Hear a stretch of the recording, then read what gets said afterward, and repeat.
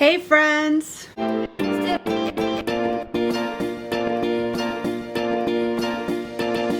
I'm back in my shady, dark corner to bring you guys the week 20 update. And I'm actually recording this a couple days late because it's been really busy around here. So I can fully and firmly say that we are now in the second half of the pregnancy. The first half is behind us, so far so good, and we're in the second half because there's less than 20 weeks left until we meet baby, assuming I don't go overdue, but I mean, it's possible, but it's not likely with a second time mom. Actually, it's been long enough between pregnancies that my body might think of me as a first time mom at this point. I don't know. The point is, it's very likely that most of my pregnancy has already passed, and what's left is less than what I've already experienced, which is wild to think about. Like, this is crazy. But yeah, anyway, 20-week update. And there's a lot to talk about. I'm gonna start though, because right now I have the AC going, and I'm sorry about that, it's just really hot in here. But kiddo is chilling and he's not like asking me to stop recording, so I'm gonna go ahead now and show you guys the belly bump. Okay, I adjusted the window some, so it's a little darker in here, but at least the light's more even. So there's the bump. Baby girl likes to hang out down here, but she's been moving around a little more like lately. I guess she's got more room now. Or she's just bigger, so I'm feeling her in different spots, but there it is. And it's actually really funny. I recorded a video in this past week. It was a Halloween themed video, and I put it out the day after Halloween. And I was wearing my Halloween costume, which was basically just an orange shirt, but we had like a jack-o'-lantern face on the belly bump. And I've not yet announced on the channel that I'm pregnant, obviously. But if you watch that video, I'll post the video up here so you guys can check it out. It's a recipe video. And you can clearly see in the standing, like the mixing bowl that I was using, a reflection of my belly bump with the jack-o'-lantern face on it. And I didn't realize that was happening when I was recording it. I didn't catch it until editing, and I was like, oh my gosh, I'm kind of outing myself here. And then I thought, you know what? I bet people aren't even going to notice it, and I'm not going to re-record the recipe, so it just is what it is. So I released it like that, and so far nobody's commented on the belly, but I just think it's really, really cute that like little girl's basically making a cameo in this recipe video. So as I said, there's a lot to talk about this week, and so I've got a little list here because I wanted to make sure not to forget anything. So first things first, we had our scan earlier in the week. I had my scan at 19 weeks and 5 days, and little girl was not as moving, like she wasn't moving around as much. So it looked like they were able to get a lot of pictures, but we had a different tech, and this tech was very obviously not as experienced, let's say, as the first one that we got, which we've had that first one a couple times already. This was our first time with this new person, and so it seemed to be taking her longer to get the pictures that she needed. And she also was not very chatty, which I typically appreciate, but I would like a play-by-play. You know, I can't tell what I'm looking at for the most part, so I'd love to know what you're looking at, and are you getting what you're looking at? Is everything looking okay? And I didn't get a whole lot from her at all, even when I asked. At the end of the session of the ultrasound, she basically wrote up her report for the doctor and said, the doctor's busy right now with somebody else, so what I'm going to do is I'm going to have the doctor review this when they're ready, and they'll send the finalized report to your doctor, to your OB, and you guys can go over it together. And I was like, oh, okay, fine. So we saw our OB a couple days later, and she still didn't have the report from the technician's office and from their doctor, which had me a little bit concerned because I just want to know that everything's fine. Like, if I have to go back because you didn't get pictures of the quality you needed, you didn't get to see something, that's one thing. But I knew that the first time I went, she told me, oh, we're missing such and such and such a thing, so you're going to have to return. And this tech didn't give me any of that sort of information. So I don't know that things are good, and I just want to know that things are good.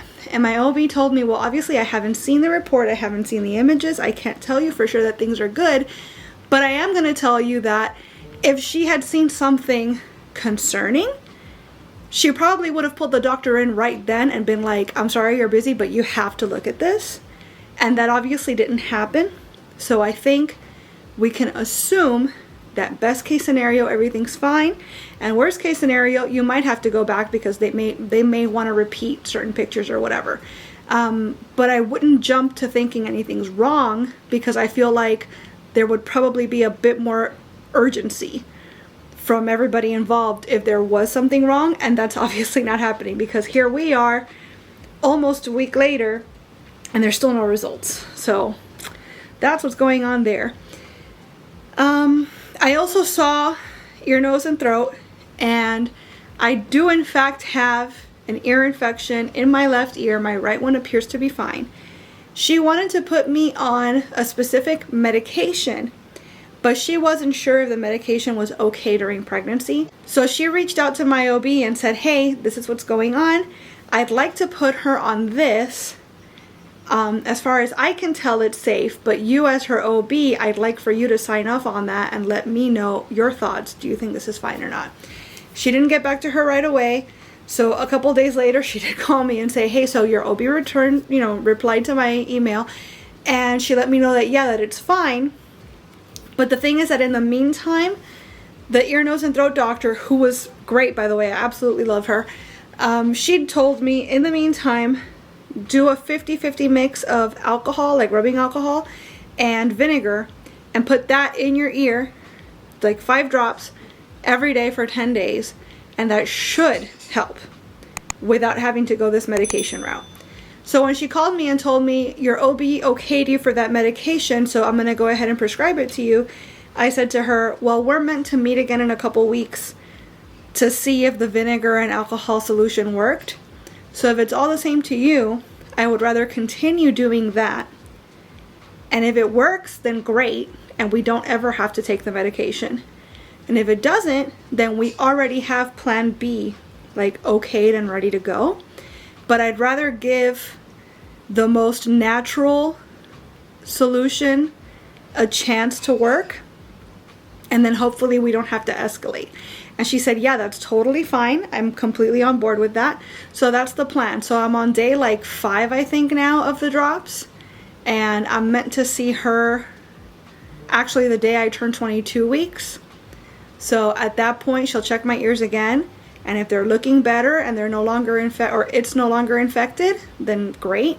And if it's not looking better, then she already has that medication basically locked and loaded for me. So, which is just eardrops, but again, it's like, I always prefer, even when I'm not pregnant, I always prefer the path of least intervention. And especially because I'm pregnant, I'd rather do that. So since she had already said that alcohol and vinegar should help, I want to see if it does before we move on to anything more serious. So that's how that's going. And then we also discussed at the obstetrician appointment my blood test. Remember I mentioned a couple weeks ago that she wanted me to test my blood sugars 4 times a day at least, because she wanted me to do it when I first woke up fasting, and she wanted me to do it 2 hours after every meal. And her guidelines, every office is a little different, but for her, she wanted my fasting sugars to be under 95, and she wanted my after meal sugars to be at 120 or lower. And with the exception of, I think, like twice where it came in at like 124 and another one came in at like 127, and both of those times were like because I had donut holes after dinner and like stuff like that, all of my numbers were perfect.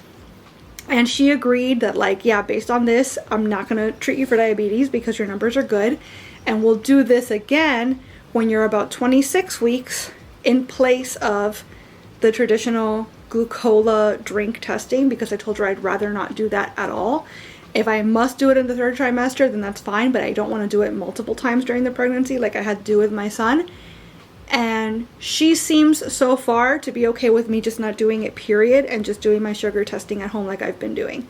So today's my last day because she did want to get a log of 14 straight days. And it took a really long time for the pharmacy to give me more test strips because they were back ordered. So today's actually day 14. And again, so far so good. So I'm going to compile all my numbers and message them to her so that she has them kind of documented. And that's that. So today's my last day of testing blood sugars for at least another month and a half or so, until I have to start again for the third trimester tests. So I think that's pretty much it as far as like the stuff that went on in the past week from like a medical perspective. Now as far as checking in with baby girl, so she's as big as Ariel's dingle hopper, so a fork basically. She's also as big as a Beanie Baby, so that's exciting because I actually know what a Beanie Baby is, you know, what size a Beanie Baby is. That's better now, you can actually see it. She's the size of a small kettlebell. And then I also have some information here. How big is my baby at 20 weeks? About 10 ounces and a height crown to rump. So they're still measuring from head to booty of about 6.5 inches. So obviously if she were to like stand up straight, she's even longer than that. But just from her head to her booty, 6.5 inches. That's pretty nuts. She's getting bigger, but there is still plenty of room, so she's able to twist and turn and you know, do her little acrobatics. This is about the time where you can definitely tell if it's a boy or a girl in the anatomy scan, which confirmed, like I said in the last anatomy scan. Her uterus is fully formed this week, and she has little primitive eggs in her tiny ovaries now, about 7 million of them. But by birth, that number will be down to 1 or 2 million. If I were having a boy, this is about the time that the testicles would start descending, and that's crazy.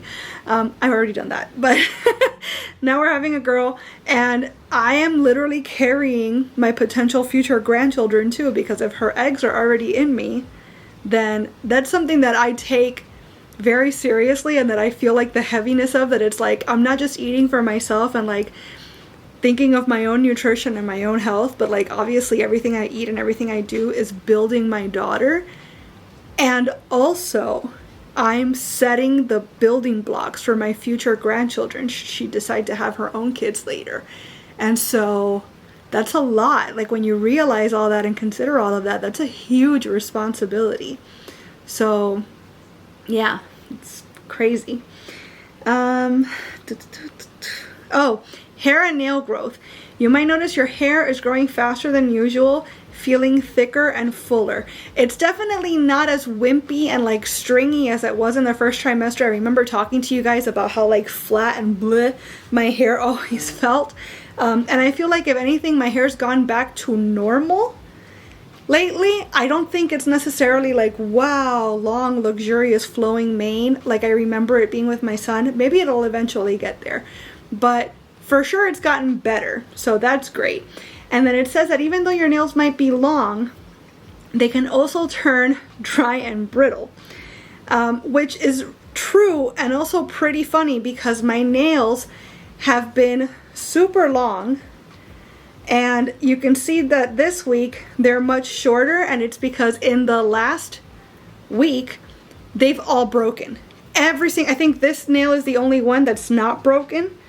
But every single one of my nails has broken off in the last week. And I was like, that's so weird that my nails have just been growing and growing and growing so long for months. Like since I found out I was pregnant, my nails have been just unstoppable. And suddenly last week they're all breaking. And then I opened my What to Expect app and it's like, hey, your nails are kind of garbage right now. Like, wow, how did you know? Exactly. That's exactly what's happening. And the last thing I got here on my notes is baby science. Little one is working hard on those sucking reflexes and may even use a thumb for practice. And that's also very, very funny that they said that, because during our scan, little girl did in fact suck her left thumb at one point. And she even tried to put her whole hand in her mouth at one point during the scan. We got a beautiful picture of her face, and she has her brother's nose and I cried when I saw that. I'm just so excited. I'm so excited. I'm so happy. I'm feeling her all the time. Now, it's interesting. I brought it up to my OB because I know that eventually, again, I'm talking about 13 years ago when I had my son. Eventually, the doctor wants you to do like a kick count. So every X amount of time, the baby should move this many times. Otherwise, you might potentially have an issue and you should come in. So I brought it up to her and she's like, we don't really do that anymore because we had a lot of people like with false alarms of like freaking out that something was wrong when really their babies were perfectly fine. So eventually she'll develop a pattern of her own where you might realize there's certain times of day where she's more active and certain times of day where she's not so active, etc. And all we want is for you to kind of notice if there's a deviation in that pattern, and in that case you should come in because every baby is different, and so expecting X amount of kicks every X amount of hours from every baby is not practical, and it's not a reliable way of knowing if something's actually wrong or not. However, I'm surprised you're feeling her at all yet. And I was like, yeah, I've been feeling her on and off since like 15 weeks, and I'm currently 20 weeks, so I've been feeling her for a minute. The thing is that I feel like I'll go like a day and a half where she's moving constantly day and night, even waking me up because she's moving so much. And then I'll have another day straight after that where I don't feel her whatsoever. And so that's kind of concerning to me. And she's like, at this stage, I wouldn't worry about it because again, at this stage, it's odd that you'd be feeling her, period.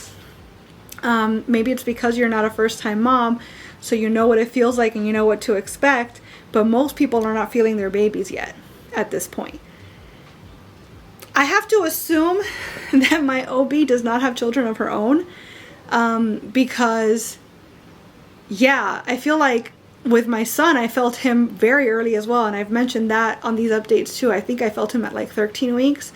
And I'm pretty sure I felt little girl for the first time at about 13 weeks. But obviously I didn't feel her for a long time after that. And it still is not super consistent. But I know what it feels like, and I know that it's her that I'm feeling. So, and I'm also in the what to expect like baby bump group where I'm in kind of a forum with a bunch of other people that are expecting around the same time as me. And I think for the most part, everybody's feeling their babies already. So I'm not sure why she would think at 20 weeks that it's not normal to feel your kid moving around in you. But I feel like it very much is. It seems to be the average or the consensus that like, yeah, of course you're feeling your baby around this time. So anyways, the point is that right now I shouldn't be worried about it being inconsistent.